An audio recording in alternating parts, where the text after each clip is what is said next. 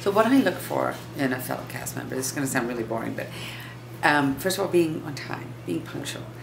And that is important in a symbolic way as much as anything else. First of all, everyone has to be ready to work on time, and you're keeping people waiting. But beyond that, it shows respect for your colleagues. It shows that you want to work, that you want to be in the room. It's really important, and most directors I've worked with really don't like it if you're late.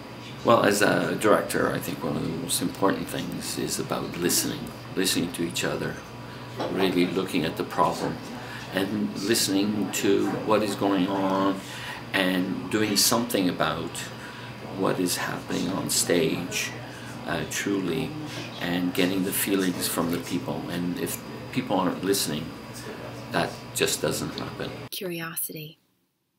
Stay curious about the work and the people around you. I think it keeps the process alive and honest.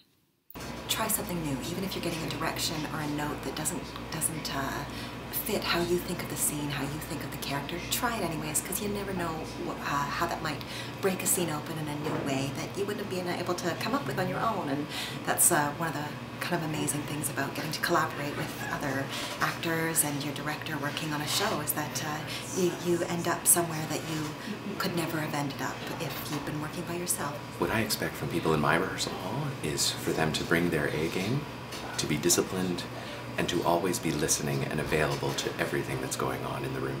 Having done your homework is a really important one.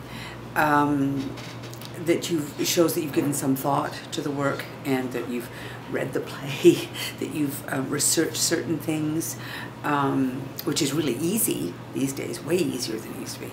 And the other one for me is cooperation, and linked to the cooperation for me is the idea of fear and ego.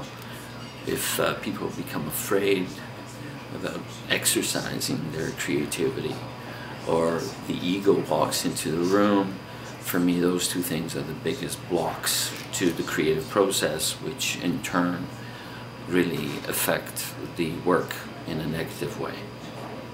Kindness. It's a really simple gesture, but with incredible impact. And, you know, work on plays or screenplays or TV shows, it's all very vulnerable. And no one has proven to me the worth of cruelty or indignity yet. Humility. Not so popular these days, humility. Sometimes people feel they have to have an air of, I really know what I'm doing, which quite frankly, you see through pretty quickly. So it's always been my approach, and I find it very attractive in other people when they show some humility, when they humble themselves to the work. And it's okay to admit, oh, I don't really understand this, if you've done your homework. And I think having a humble approach means that you come to the text with more innocence and with more respect, and it usually leads to better work than being sort of, I really know what I'm doing. I don't think that works so well.